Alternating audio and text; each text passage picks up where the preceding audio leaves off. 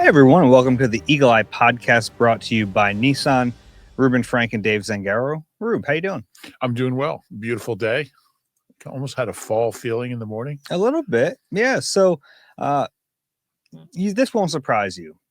Seeing in the email inbox for the Eagle Eye Podcast, when that number starts to get up there and I have to sort through all of them, it feels like a weight on me a little bit. I'd like to lighten that load today. How are you going to do that? We're going to answer a bunch of questions.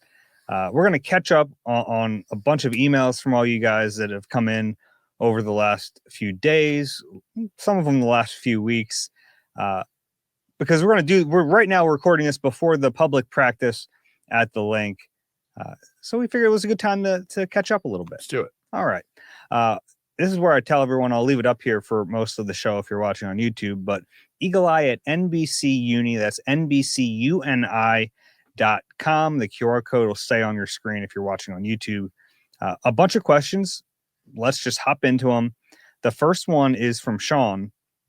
Ruben and Dave, I've lived in St. Louis for the past 15 years, but I grew up in Philly and I bleed Eagles green. I love listening to your inside perspective on the team. You have the best podcast covering the Eagles. Thank you. I was listening to your first preseason postgame pod and your discussion about whether you would trade Tanner or McKee for a first-round pick. To further your thinking, what if Jalen were to suffer a major injury like Carson Wentz did several years ago? The Eagles are in a potential Super Bowl window right now, and like Nick several years ago, Tanner could not just win a game or two, but could take them all the way. Not to mention, if Jalen misses time over multiple years, he will be worth much more to the Eagles than a first-round pick. Your thoughts? Yeah, that's exactly what I said on postgame. I think that's like almost word for word what I said. They need Tanner more than they need picks. Mm-hmm. Got 13 picks, trying to win a Super Bowl, and it's not about building and piling up more picks. It's about, do we have the personnel to do that? And your number 2 quarterback is one of your most important guys on the team. He might not play, but if he does, he better be good when you're trying to win playoff games, big games down the stretch, division games. Nick did that 8 years ago and 7 years ago. Tanner could do that, and that's why you have to keep him. Devil's advocate here. Let me pose a different question to you. So let's say it's not a first-round pick. Let's say it's a player trade. What if you could trade Tanner McKee? And I don't have a name for you, so I'm sorry about that. But what if you could trade Tanner McKee and get back a player at a position where you might need help who would help you this season? Would that change your viewpoint? But not a quarterback. Not a quarterback. Maybe that team has a backup that they throw in the deal. Well, I look at it this way. If Tanner's not your 2, then who is? Yeah. I think any trade would be incumbent on figuring that question out. Yeah, and if a team wants Tanner as their 2 and has a quarterback that the Eagles want as their 2, then why is that other team trading the guy in the first place? Well, I don't know if a team wouldn't trade for Tanner McKee to be there 2. Yeah, well, then they wouldn't give up the assets that the Eagles would need. Are you saying he would be their 1? Yeah. Yeah, well, you can't do anything unless you have a quarterback you feel could win a Super Bowl. Certainly not 3. Yeah. That's where you are as a franchise. That's the standard. And DTR and Andrew McCord or Drew McCord aren't going to win you a Super Bowl. Kyle McCord. What did I say? I think you made a combination of Drew McCuba and Kyle McCord into Drew McCord. Who's the actor? There's an actor, Drew McCord, right? That's your wheelhouse. Yeah, we're acting. Yeah, movies. Anyway, kid from Mount Laurel. They're not going to win you a Super Bowl. Maybe DTR can get you 2-1. But seriously, you need Tanner McKee. I think they're in a situation where they have an elite backup, and we've seen that. Yeah. Look, it's fun fodder whenever a backup quarterback does well to think, what could you get for him? I think that's just the nature of that position.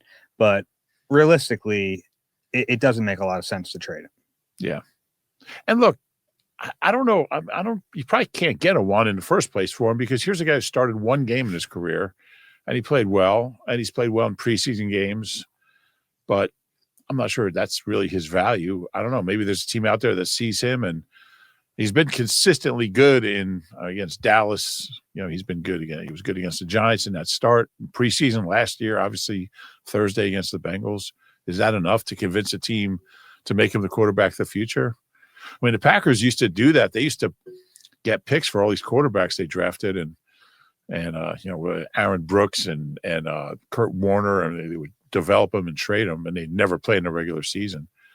I'm not sure Tanner's at that point yet, but he's really good. And another important part of this that doesn't get brought up enough is that McKee has this year and next year under contract. And that's a really important part of this, because you're not saying McKee is going to be an important part of this year's team. He could be an important part of next year's team. But even if not, like, there's more of a reason to trade him with 1 year remaining on his contract. Then the idea is, like, you try to get something before he leaves as a free agent. That's not going to happen next year. He can't leave as a free agent. So you have his rights. So this is not your last chance to trade him. Right. Okay. All right. Next question is from Mike. Hi, Dave and Rube. Keep up the great work on the pod. My impression is that, though early in the preseason, neither Keely Ringo nor Adoree Jackson are the preferred starting quarterback opposite Quinyon Mitchell, especially after a poor showing in the first preseason game. Picking up Jacorian Bennett is a decent gamble on a young player's potential to thrive in a new environment, but his career stats and highlights seem average to this point. If Bennett also doesn't clearly win the job over Ringo or Jackson, do you think the Eagles coaches would settle for putting one of those three out in day one as a starter and hope for the best? Could we throw Eli Ricks in the conversation? DeJean gets moved to the outside. Is there any potential for another Howie move to get another corner to compete? I'd say yes to all the above. I think they'll do. I think the one thing, if they're not going to put someone out there that they don't feel can handle it. So either Keely plays better, Adoree plays better, Jacorian Bennett takes ownership of the spot. I think Eli Ricks can be in the mix. I don't see any reason he can't be. I don't think he's been worse than those guys. He made a big play the other day at practice. Had a nice punt after the interception on Tanner. Howie's not going to. He's not going to stop looking for corner help if all the options that they have in the building now don't work out. He'll keep trying to. He'll do what he has to do to get a corner. Yeah, I think back to the Ronald Darby trade. I mean, that was a really late one that helped the team quite a bit. Traded Carson's favorite receiver, Jordan Matthews, and we know how that went. It obviously helped open up Nelson Aguilar that season, and that was a big deal. I think one of those corners is going to be the day one starter. Most likely. Yeah, I think that's more likely than them trading for another. But I wouldn't rule it out. No, I don't think you can rule it out, but I think it's more likely it's one of those three guys. And I don't include Eli Ricks in that. I think if we were going to see him get first team reps, it already would have happened before the trade. Because now you got to work your way up to get Jacorian Bennett those first team reps. You're not going to worry about Eli Ricks getting in that competition, I don't think. Yeah, well, I think that's most likely. But I wouldn't rule anything out, honestly. I wouldn't rule anything out. Okay. And Eli's been here. This is his third year here, so his second year with Vic. He knows the defense. I mean, it's not like he's torn it up either. I mean, he's been up and down. But he doesn't. So, all right, let's have those four cornerbacks, right?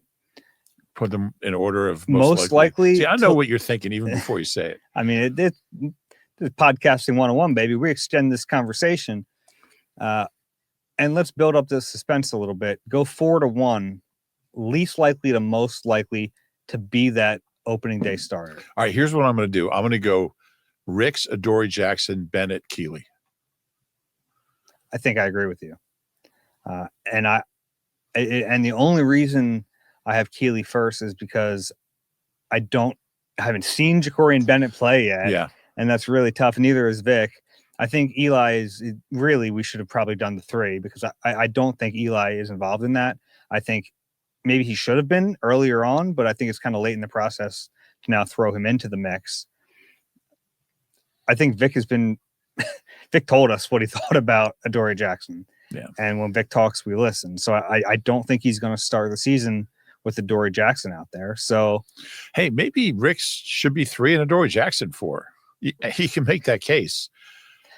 Yeah, but there's a chance that Dory won't even be on the roster. I think that's true. But I think Eli Ricks has a better chance to be on the roster. Jackson might have a better chance to be the starter. I disagree with that. Well, you had Adoree ahead of. You think Adoree's more likely to make the 53 than Ricks? Yeah. Yeah, I might disagree. Interesting. I think Vic's really not high at all on Adoree Jackson. That's what he said, but we also have to watch his actions too. And he has had as much sway as Howie has in that building. I don't think Howie has enough sway over Vic to really push Adoree into the starting defense in 6 of the 11 days. Yeah. Yeah, it's a fascinating situation. I'm curious to see how it'll play out, but there's a lot of different ways it could go. And I'm looking forward to seeing Bennett over the next. Yeah, I'm eager to watch him play. We saw him in his first practice on Saturday. Looked good. I mean, didn't have many balls thrown his way that he could contest. There were some underneath routes, and he did a good job cleaning up. Didn't get a chance to see him on any contested catches but I was trying to watch him closely when he was on the field just to see. And he looked sticky enough in coverage. Didn't look lost, which is something you look for too when a new player's out there. And I thought he acquitted himself well, but it was just one day. Yeah, we'll string together some practices and see what he looks like. Mm-hmm. They did start him with the 2s, which wasn't the 3s. I think he did take reps with the 3s later. That was developmental period. It wasn't really the 3s, and I think that was just get him reps, as many reps, extra reps. Yeah. All right. Next question is from Josh. What's with all the Thomas Booker hate? I understand giving Howie his flowers for taking a depth piece and turning it into a potential starter at a position of need, but the number of articles I have read arguing that this trade was highway robbery seems a little overblown to me. I like the trade, but I've also been really high on Booker since he got here and look forward to see what he can do with the Raiders. In my mind, the only reason Booker was buried on the Eagles depth chart was because of how stacked this team is at defensive tackle. Am I completely out of my mind here, or is Bennett really that much better of a raw athlete than Booker? I certainly didn't write that. I don't think you did. No. So he might be reading something by someone other than us, which is his first mistake. So I think that like Howie Roseman has become like Paul Bunyan. Like everyone wants to just put out their Howie season memes and act like everything he does is perfect. And that's just not the case. And that goes for this trade, I think. Like maybe it is a home run and they get a starting corner. That would obviously be a great payoff, but there are plenty of ways that this plays out that it is not a steal of a trade. Oh, absolutely. I like Book. And this just matched up with what they need. They just needed somebody to compete at corner more than they needed a depth piece at interior line. And, there are extenuating circumstances too, because the Raiders don't have Christian Wilkins anymore. They needed defensive tackles. So that's a position they need. The Eagles have a surplus. And then we already talked about it on one of the pods after they traded for Bennett, but he doesn't fit the prototype of a Pete Carroll corner. And that's pretty easy to see. And it was clear that he fell out of favor with that new coaching staff. And maybe it was just the size, or maybe there was something else, but it wasn't like how he just fleeced them. No. And Howie would be the first to tell you anytime you make a deal like this, it's risky. Mm-hmm. Yeah. Although I think Thomas Booker is a fine player who could give them snaps. I don't think the risk is monumental. I don't either. Yeah. He played 166 snaps last year. They actually went plus 11 in the playoffs. Thank you. They actually went down as the season progressed because Moro Ojima started to play at a higher level and really took a lot of them. So, it wasn't even like he was coming on late in the season. They got most of his good snaps came earlier in the year. And that wasn't like his fault, but that was the way things went. And now you have Gabe Hall, who spent a year in the practice squad, seems like he's ready to make the team. And you drafted a guy in the 4th round, Ty Robinson, who should be ready from day one to be a part of that rotation. Yeah. Next one is from Scott. Hey guys, do you think the Eagles are regretting letting both Darius Slay and Isaiah Rodgers go in free agency now? Well, they weren't going to. I mean, Slay.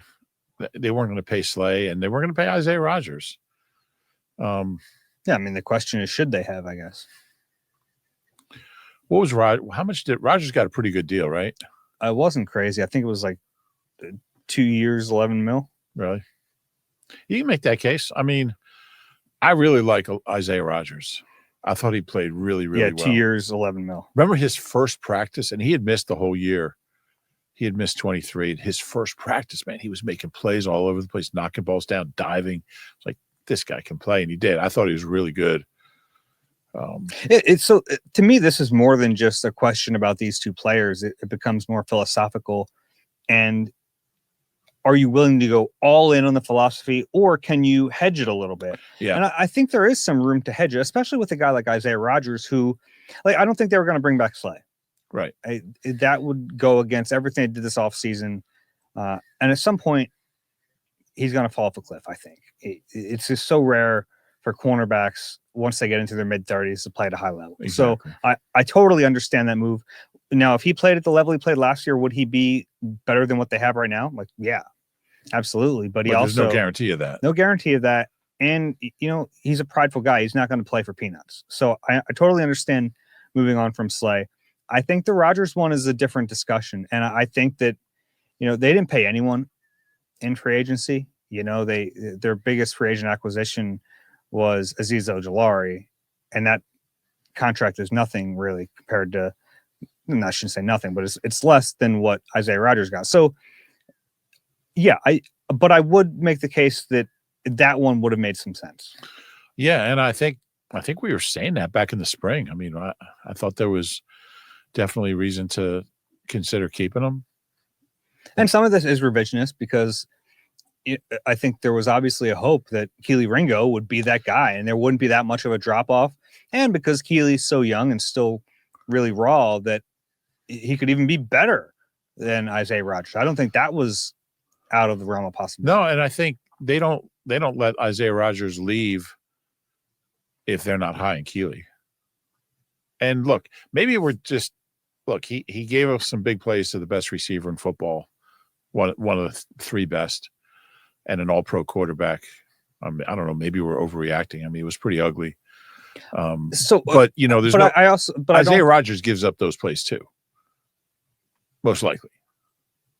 Maybe not. Maybe not. I don't know. But I do think Isaiah is better than Keely that we've seen this year. But you're right. I mean, I think your general point is that, I mean, Howie was it was going to be an absolute. He just was not going to keep any of these free agents.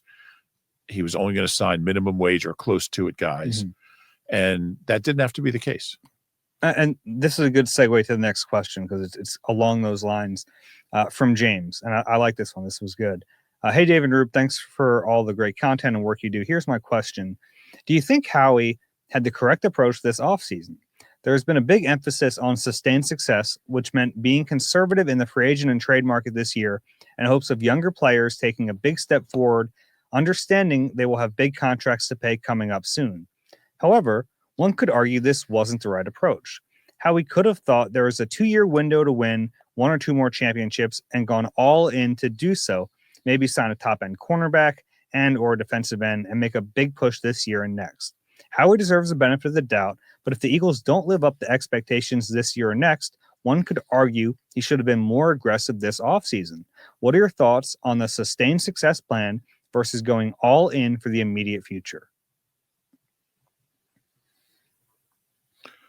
Well, I think you have to put everything in the context of you have to start with Jalen Carter's contract, and everything has to kind of work around that. And that's going to be a monster one, north of $40 million, maybe, probably. I agree with the general philosophy that Howie followed. I just think, as you alluded to, that there should be room for exceptions in there. And so I also understand it because there is a bit of a slippery slope in that. And we saw it the last time they won a Super Bowl. You start to make You start to make concessions here and Yeah. there, and all of a sudden you have this old roster that's beaten down and you can't compete anymore. I think it was more natural to do it this way this time around because the team was just younger in general. So I think it just like lent itself to this approach. Now, I understand the point of this, and I also wonder, do you think it's different if Howie hadn't already won 2 Super Bowls? Like, you go all in to try to win one. They've won 2 in 8 years. They want to be a dynasty. They won't say that, but they want to be a dynasty. That's what Nick's saying, sustained success. They want to put more Lombardis in that case. They want to be thought of like the Chiefs and the Patriots, and they have an opportunity to do that. And there's like a balance that goes into that. And I think Howie's been pretty open about, you have to make some concessions for the greater good of the health of the franchise long term. And they did that this offseason. Yeah, I think also Howie's almost a victim of his own drafting success. They're in a position where they've drafted so many good players that trying to keep them becomes really challenging. And it doesn't leave a lot of room for a lot of big money free agents because there's a salary cap. And I mean, he's drafted so many good players in the last 4 years that it's impossible to keep them all. So, yeah, I think a lot of the decisions are built around that. What do you think about the theory that I just gave you, that it's different because they've won 2? I think there's something to that. Okay. Yeah. I think that's natural. That, you want to fill that case up in the front of the NovaCare complex. It's getting crowded in there. All right. I want to take a quick break. We have plenty more questions coming up. You deserve a car that thrills you, a car that puts goosebumps on your goosebumps. At Nissan, we've got everything from turbocharged SUVs to 100% electric vehicles that'll make your heart beat faster. Experience the thrill for yourself and shop your local Nissan store and nissanusa.com today. Eagles fans, be a part of the Birds takeover in Kansas City with NBC Sports Philadelphia and Philly sports trips. Includes optional airfare, hotel, an exclusive pep rally, all-inclusive tailgate, ticket to the game, and more. Book your Eagles ultimate fan experience today. You ever think we'd be talking about the Eagles like, oh, they've already won 2 Super Bowls? It's amazing, right? It is. And sometimes you have to just kind of take a step back and think about what they've done over this period. It's incredible. And it is true. Like, they've been to 3 of the last 8 Super Bowls. But it doesn't like change. You just want more. Like, everyone's greedy. You want to get more and more and more and more and more. Greedy Williams. Maybe they should find him. He might be available. Now I got to look up if Greedy Williams is playing anywhere. He's not in the league. Maybe not this league. Greedy Williams in the league. Probably not this league, but maybe a league. What was that? I don't know. Okay. I was trying to go to Pro Football Reference and something, I guess. He played for the San Antonio Brahmas? San Antonio Brahmas?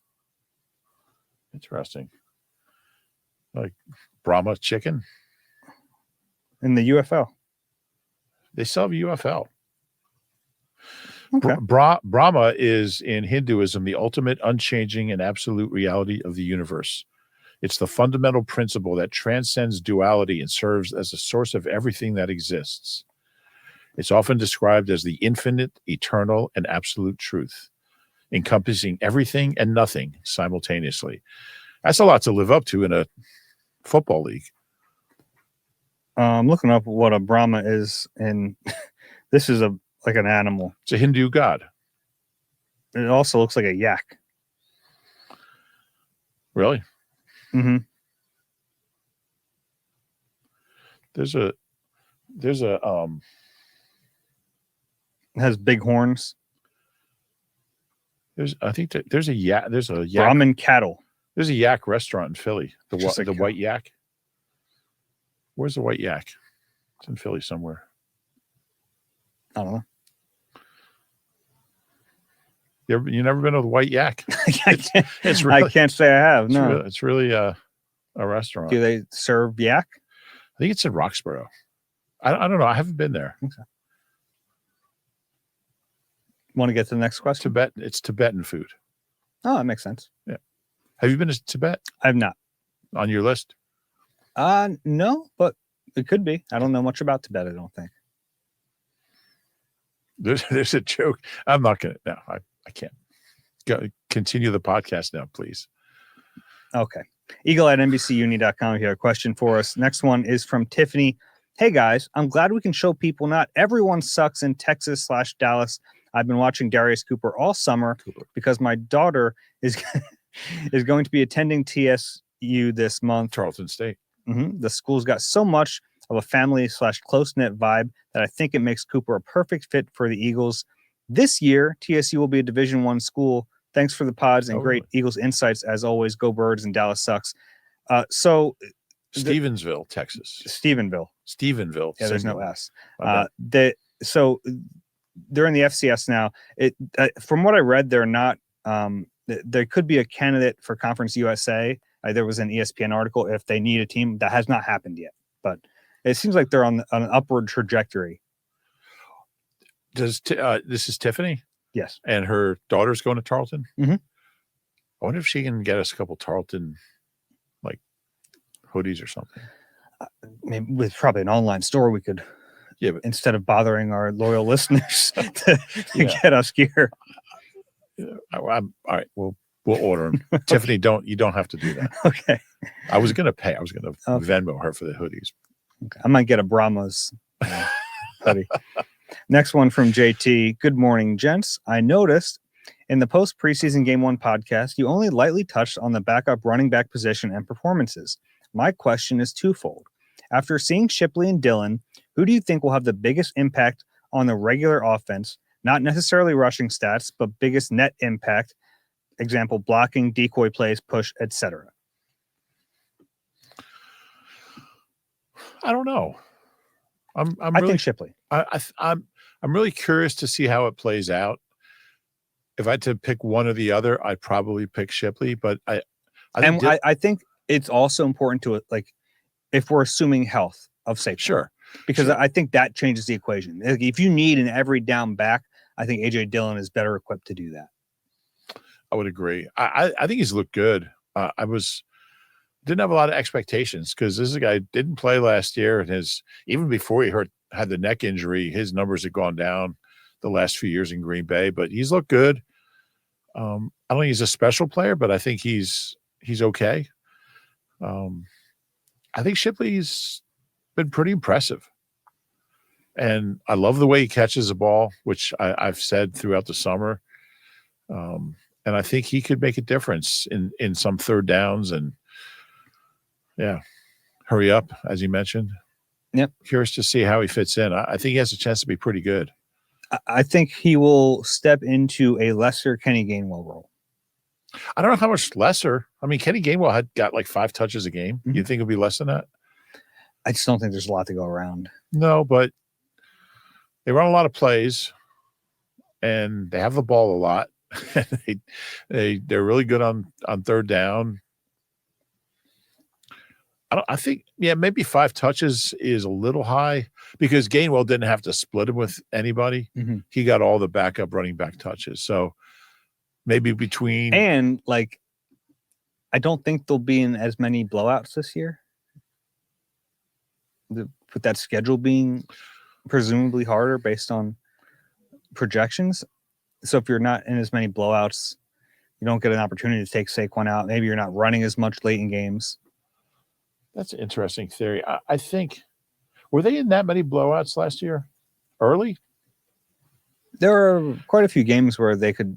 Green Bay was close. Atlanta was close. Saints was close. They got blown out by Tampa. Browns was 20-16. Mm-hmm. Jacksonville was 28-23. Commanders 26-18. Ravens 24-19. Panthers 22-16. I mean, there was a share of them. Yeah. They do face some bad teams. Yeah, I don't think that's going to be a factor. I've decided. I think between Dylan and Shipley, 7 touches a game, something like that. Okay. How you getting BVS the ball? He's gonna get 2 or 3 touches. Sorry, Saquon. Ben Van Sumer in time. It's his series. There was a second part of this question about the running backs. 2-part question. I know they're an afterthought with the depth, but I really liked what I saw out of both Shonderick Powell and Keelan Robinson in that game. Not sure which I liked more. Probably Powell with my Sproles bias. Do you see either having a contributing future with this team? I think at least one is worth keeping on the practice squad. Yeah, I was after that 19-yard run, I really thought I was going to nail my bold prediction, which was Shonderick Powell, 65 scrimmage yards. And then they just got away from him. I don't get it. I like Shonderick Powell. A little concerned about the size. Yeah, these guys, I mean, they're fun. You root for them in training camp, but the odds that either one ever is a factor are slim. And the guy Montrell Johnson is in that group too. Yeah, and I want to bring him out because he was the guy we didn't get to see in that game. He's been dealing with an injury. He's missed some practice time. He was back yesterday, right? No, I don't. I saw him out there. He's been out there. He hasn't been practicing. Okay, I thought I saw him. No, he didn't practice. He's missed some time with a hamstring injury. So that's going to be, I don't know how long, but obviously you want to let that rest up. He was someone I really liked early in camp, and hope he gets back in time to make a roster push, or at least push, because I think he's the guy who's most worth developing of those three. I mean, he had the biggest, the highest reputation coming in out of him. But yeah, I mean, it might keep 2 of them on the practice squad. Yeah, it's possible. Wouldn't surprise me. Which 2 would you keep? Well, it depends on Montrell Johnson. I mean, I like Shonderick Powell and Montrell Johnson, probably the 2 I would keep. Okay. Ready for the next one? Yeah. It's from Dave. Hey, Dave and Rube. I've been enjoying the daily practice recaps. The anticipation of a new season is always exhilarating, and these podcasts make it even better. I've been hearing you talk about Quinyon Mitchell working at right and left corner so we can possibly switch with the opposing team's best receivers. Are they doing the same thing with the other corners? If Q is flip-flopping, surely his opposite corner will also have to flip-flop. Has anyone asked Vic or Christian Parker about this? Thanks for the great work, as always. And he also gives us his favorite They Might Be Giants song, which is Boss of Me, followed by Istanbul. Istanbul's a great one. Yeah. You forgot the question, didn't you? No, I was just trying to think. I believe that's a cover. Istanbul, not Constantinople. That's like an old song from the turn of the century, I think. But they do a great version of it. Let me see. What do you think the chances are we can get this back to Jimmy Kennedy and Nat Simon? It's from the 1950s. Great song. It was a question. I would have bet my life savings on that. I know the question. Okay. Why don't you answer first? It had something to do with, let's see, running backs was the last one. What was the question?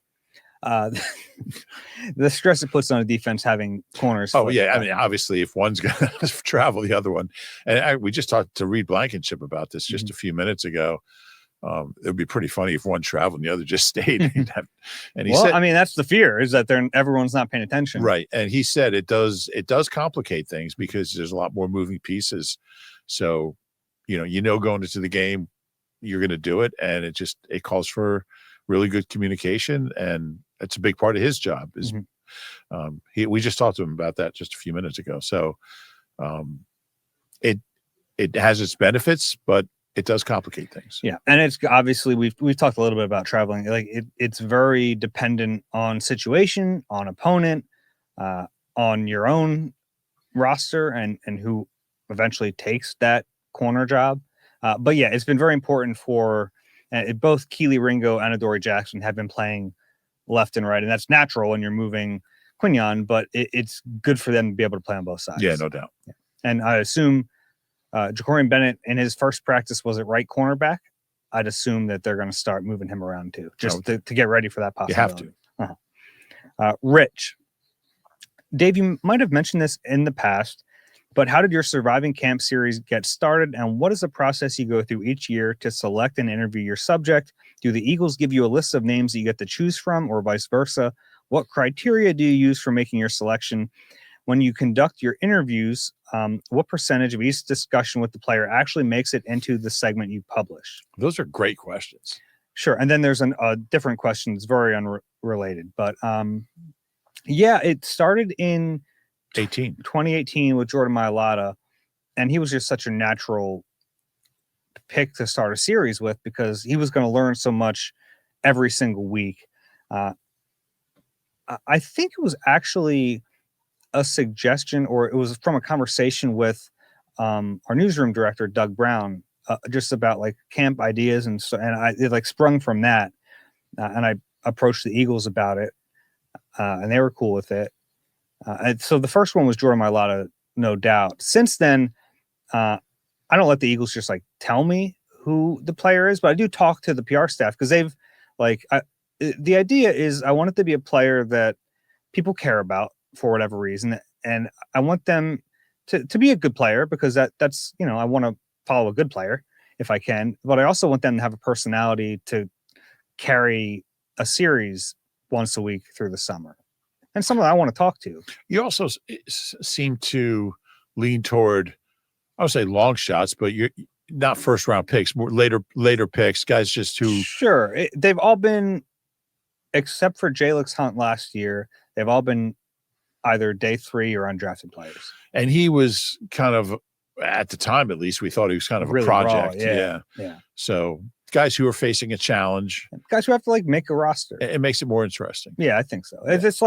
It's the same idea of like Hard Knocks follows some of the guys trying to make the roster because that's where the drama is. That's the storyline that's fun to follow. Yeah. And I would say if you haven't checked out the series, check it out. It's a lot of fun. When's the next one running? It will be running Wednesday. Okay. Catching up with Miles Hinton on Tuesday. What was your favorite one to do? The Mailata one was a lot of fun. Because he was new to football. Like it was just very different. So that one was probably the most fun. I really enjoyed Jalix last year. He's a character. His personality carried it, but they've all been fun in their own ways. Like Moro Ojima, like I felt like I was talking to a college professor every week. He's just so smart and speaks so eloquently. I felt like the dumb one in it. Well, I probably am in that equation, but it was really fun to speak with him. The second question from Rich: what does Vic Fangio do during training camp? Is he the conductor of defensive workouts, overseeing what his assistant coaches are doing? Does he involve himself with any hands-on training? Does he interact with the players during training? What do you see him doing at a normal practice? You know, I wanted to bring this up yesterday. Was there a practice yesterday? Was it yesterday? Yes. Yesterday was Saturday. Did you see what he did after the Eli Ricks interception? Touchdown? No, I didn't. He went over to, I meant to bring this up on the pod yesterday. He went over to there's like fans behind the end zone where Eli made that play. He went over to a group of fans and he was like, come on. And like, he's like, he was like getting them to start cheering, you know, for the play. It was like, come on, that's my defense. Like, yeah, it was pretty cool. Yeah. It's so easy to cheer for offense at a practice. Yeah. I don't think he's particularly hands-on during practice. I don't think a lot of D coordinators are. Yeah. I think those conversations happen during film and watching practice and evaluating. That's when, because you don't want to overload a guy during practice. You want to make. He wanders around. Yeah. And when they're in team drill, like he wanders around before team drills, and then in team drills, he's calling the defense. Right. But as far as hands-on corrections, I think that happens inside the building. Yeah. I think he trusts his position coach. He's got good ones. He does. Yeah. But he definitely trusts them. I don't see a lot of, but not that that's a bad thing. Like we see Nick like get in, especially with the receivers at times to coach. But I don't see Vic doing a ton of that. Yeah, I don't either. We don't talk enough about how good the position coaches are in this team. It's a topic maybe we can touch on at some point. But man, this is a really good group. Hey, Dave and Rube. This one is from Michael. This one's just a curiosity bomb for Dave. I overheard another reporter casually mention that was the game where Dave Zangaro's car got hit by lightning. Wait, what? My ears did a double take. That sounds wild. Can you shed some light on this electrifying tale? You're going back there soon. What happened? Yeah, I mean, this is like I feel like there's some lore about this in beat writer land. It was a few years ago, driving up to the MetLife Stadium for a preseason game. I went through the toll plaza, and 16W. As I'm going through, I don't think it was a direct strike, but flash of lightning. My car gets like the peripheral hit of it, and as I'm driving through the easy pass, I feel my like power steering lock up. My car goes dead. So I had enough momentum. I'm rolling, so I rolled to the side of the like off ramp basically, and waited there. Actually, that was maybe the only one or two, probably the second time in my life I called 911, because I was like, I don't know. I guess I don't know what else to do. I feel like if you don't call it when you get struck by lightning, you probably don't. When are you going to call it? And they seemed annoyed at me that I called. Yeah, they were like, just call the local police department. I was, can you just put me through to them? And then I got on the phone with them, and they were like, it's probably best if you exit the vehicle. And I was like, yeah, I'm not going to do that. It's pouring. It was pouring rain, and there's I just got struck by lightning in a car. I don't think I'm going to get out of the car right now. It was a weird day. It was. It was raining so hard. And then I got to the stadium, and I thought they were going to, it was like this, the turf was like bubbling. I thought they were going to cancel the game. And I was like, if I came all this way, ruined a car, and they don't play this game, I'm going to be pretty upset. Yeah, they delayed it, if I remember. Mm-hmm. Yeah, we thought they were going to, it was raining so hard. And it was funny because the whole parking lot was under like 6 inches of water. Yeah. Well, the rest of the reporters there were like giving me so much credit that I showed up to the game. I was like, one of you's got to drive me home. I'm an hour and a half away from home. Is your car still at the mechanic in North Bergen? It never made it out alive. Never made it out alive. It was fried. That was it. Mm-hmm. So every time there's a thunderstorm, Dave gets a lot of grief. Yeah. All right. Next one from Paul. Guys, love the pod, the humor, the chemistry, the insight. As an alum of Archbishop Wood myself, I just knew Rube would bring up the track star and forget about our most noted recent football alum, tight end Kyle Pitts of the Falcons. There's a correction here for you, too. Also, while correcting Rube, a few pods ago, he made a Keely Ringo joke about when Ringo replaced Stu Sutcliffe in the Beatles. Sutcliffe was the bass player. When he quit, Paul McCartney took over on bass. Ringo replaced their drummer, Pete Best. Pete Best, yeah. I was hoping nobody would notice that, but as soon as I said it, I knew it was wrong, but I wasn't going to correct myself. Just hoping no one would pick you up on it. Yeah. Paul has a question for you. If the Eagles had to field a 4x100 relay team, who are you putting on that team from the current squad and from the list of all-time Eagles? I feel like you have this at the ready. Oh, man. Well, the all-time team, wow. Ronald Darby, because he was a track star. He made the U.S. He made the U.S. Junior World Team in the 200.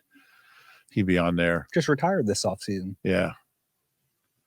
He had that record, like the most consecutive games by starting cornerback without interception. Yeah. It's like 55 or something. He'd be on there. Gosh, I'm going to have to work on this. They had that dude. Who was that kid? Alex Van Dyke. They've had some good sprinters on the team.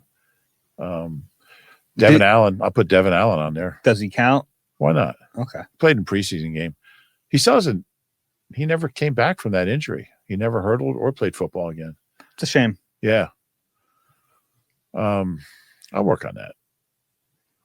They've had some fast guys. They had that sprinter from Villanova who played for them for a couple of years. What was his name? He was from the shore area. Frank Budd, who was an Olympic sprinter, played for the Eagles for a couple of years. So he'd be on there. I think he was on the world record 4x2 team. So those three and Mike Patterson. He was pretty quick. That fumble against the 49ers. I'll work on that. No DeJean? I don't know if DeJean ever did. I mean, he was really fast as a football player. Yeah. I don't know if he did track. I feel like you could teach him. Yeah, I mean, I'm sure he would not, be slow. He'll be here this week. Yeah, we had to talk to DeJean and Michael Vick. They're holding a joint press conference, Tuesday? Yes. After practice, about their upcoming battle this fall at the link. That should be a lot of fun. Yeah, it is a lot of fun. One more break, and we'll finish up when we get back. Mark your calendars. We're headed down the shore for a Phillies watch party. Join us in Sea Isle on August 12th to watch the Phillies face the Reds with raffles, special guests, and more. I feel like by the next pod, you will have a 4x1 team ready to go. I will. Okay. Brian. Dear Ruben Dave, what I hate most about this time of year is all the media fluff pieces, how everyone is in the best shape of their life and all that, but your podcast skips all that and it never sugarcoats. Thank you so much for that. To answer an earlier... Dave is actually literally in the best shape of his life. That's definitely not true. To answer an earlier listener's question about what the difference is between the 2023 and 2025 Eagles, you mentioned the loss of both coordinators and how this year's team is just better. While all these are true, my answer would point directly at the linebacker position. By not hanging on to TJ Edwards or Kaiser White, the Eagles had to sift through the leftovers. I think we can put a fork in the idea that the linebackers are less valuable than linemen and corners. Having Bond, Dean, Campbell, and Trotter around gives me plenty of confidence that offenses will continue to run into the Vic Wall defense again this year. Yeah, I still think D-line is more important than linebackers. But I think linebacker is more important than this team let on for a long time. But also... And it's also Vic's specialty. So it makes sense that their linebackers would have to be better. Who are the linebackers that next year in 23? Is Nick Morrow and those guys? Zach Cunningham. Zach Cunningham. Had good tape, Howie said. Hasn't played since then, including for this team. Nick Morrow back last year? Yeah. At the end of the year? Mm-hmm. He got a ring, huh? Yeah. What if he was at the ring ceremony? Probably was. Nicholas Morrow. I remember talking to him late in the season about Nakobe, and it was a fun story to do because he was starting ahead of Nakobe the year before. Yeah. And then Nakobe kind of came on and had this great year as the middle linebacker. And it was fun to get his perspective on it. I like Nicholas Morrow. He was a good guy to talk to. Mm-hmm. He was very smart. From Greenville. That was his college. Okay. Yeah, which I've never heard of. Maybe they played Tarleton State. Next one from Brandon. Hey, Dave and Rube. I recently learned that Brett Toth was a West Point Academy graduate. Yes, he was. What are the odds that he has some leadership and communication traits that are evident behind the scenes, and that's why Philly keeps him as a backup center and not his snapping prowess? I think there might be something to that. I mean, I talked to Brett yesterday for quite a while. He said, I mean, when you play alongside Jason Kelsey, Lane Johnson, Jason Peters, he's been teammates with all those guys, Brandon Brooks. You learn a lot. You learn a lot of not just about playing O-line, but about leadership and all those things. I'm sure he learned a lot of those lessons in school. The crazy thing to me, he's been here since 2019 with, I guess, one dalliance with Arizona, was it? Yeah. The Eagles waived him, and they always beat themselves up because he got claimed. Came they back. Lost like a year of development. Yeah. If he had that year, he would have probably spent more time with the Eagles than any offensive lineman in their history. Even as it is, how many O-linemen have been here as long as him? I'll bet there's a number, but I'll bet it's Lane Jordan. Ever. Oh, ever. Oh, I'll bet it's no more than, I'll bet he's in the top 20, 25 all time. He's never played. It's a crazy story, but I think there might be something to that. Yeah, he's, and I think he'll be a coach. Kind of like Matt Leo thing. You just see the coaching qualities in him. He'll never be a player, but he's really well respected in that room. It's like he's the first guy in getting reps. Like right now, Landon Dickerson has missed some time with a knee injury that popped up, and it's Brett Toth in there at left guard. Yeah, he play. Does he ever get any tackle reps anymore? He used to. He hasn't been. Yeah. I guess Not this camp, at least. He's a guard. Looks like a tackle. Yeah. And sometimes center. Sometimes center. That's always an adventure. Yeah, I mean, he hasn't been a center since early in camp. They've moved him to guard, but that's probably also a little bit because of, what else they have going on. Yeah. Next one from Billy. Hey, Ruben Dave, greetings from Madrid, Spain. Just want to say thank you for an awesome and informative podcast. I love your balance between stats, opinions, and humor. Best Eagles podcast out there. Also, Ruben, I want to tell you that your comment on the podcast after the Super Bowl brought some tears to my eyes when you mentioned how Super Bowls mean something else to Eagles fans, as it links us to our parents and our grandparents, even if they are not around. And it's true. My grandfather was a Philly sports fan and embedded it in every generation of our family since, and we have/will continue to do so. It just was a really heartwarming comment that I connected to. My question for you both is, which was your favorite or most memorable training camp, whether it be because of a position battle, squad talent, drama, yes, TO saga in parentheses, or something else? Yeah, I think for me it was 04, just the sheer number of people that came to see TO, because the Eagles hadn't had a good receiver since who? Since Quick? I mean, so to have all of a sudden Terrell Owens at Lehigh, and that one beautiful Saturday when there was it was like, if you build it, it'll come. It was like these, just, you could see cars going all the way down through Coopersburg, all the way down 309. Traffic was backed up, and thank God for the shortcut through Hellertown to the parking lot, because it was insane. It was so much fun just having TO be a part of that.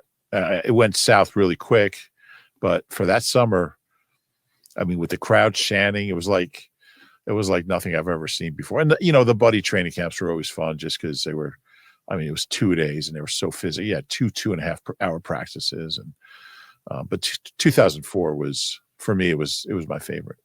I get that. I'm glad I got 2 training camps at Lehigh. I wasn't there every day for them, but I was glad I got to at least experience that a little bit. Some crazy stuff happened while I was there. Yeah. The Mike Patterson, you mentioned, I never thought we'd have 2 Mike Patterson references in one day, but he went down on the field. It was like super. That was like, for me, seeing that, the NFL just keeps rolling no matter what. It was kind of eye opening. Guys has to get taken away by an ambulance, and then 5 minutes later, there's practicing again. It was kind of a shock to everyone, but it was like my first moment seeing, oh yeah, this is a business, and they're just going to keep doing what they do. I'll never forget that. And the first play, and we were talking about this, if that happened out, and he had a brain AVM, he ended up having surgery and came back and played after that. But the first play after that, and I think an ambulance came on the field. Yeah. And they took him up to Bethlehem General, whatever that hospital is up on north of Bethlehem. But the very next play, once they started again, was Correll Buckhalter run. And I just remember how physical he was on that run. I'm like, how can he do that? Yeah. But yeah. And I don't think, we were talking about this, I think not too long ago. If Nick was the coach then and that happened, I don't think he would have continued practice. I'm not saying there's a right or wrong. Yeah. But yeah, that was scary. Let's finish it with this question from Chris. I miss Lehigh. I just want to be on the record of saying that. I think you are. I think everyone. Have I made that clear? I think some people know that. Okay. I didn't know if I'd let on. Lifelong Birds fan. Been able to stream the podcast since 2022. My question is regarding Cooper DeJean. Do you guys think he can end up being one of the greatest draft picks by the Eagles ever and one of the greatest Eagles of all time? Or was he somewhat of a one-hit wonder? It somewhat bothers me that they're putting extra duties on his plate. He was great in his role last year, and can be argued that he saved the season just as much as the O-line campaigning to become a power running team. Keep up the great work as always, and go Birds. I mean, he played well. He obviously got a late start, but once he got going, he was really good. It wasn't just that play. I mean, second half of the year, he was a really good player. Yeah, I think I think what Chris means is one hit wonder being like that season. Yeah, I don't think that's the case. I think he's going to be a really good player. Now, one of the best draft picks ever. I mean, it's a little early for that, but Probably some middle ground. yeah, I mean, he's a really good player. Yeah, he's good. And as far versatile. as like putting stuff on his plate, it's because he can handle it. Yeah. And that's the beauty of a player like that, is that he can handle whatever they throw at him. And it's funny, but like, for whatever reason, it seems like there's a stigma about playing safety because he was a corner, and so many people asked him about playing safety. And I think like one of the reasons people thought that was like, all right, white guy, put him at safety. So I understand like everything that comes with that, but playing safety is a big deal, especially in this defense.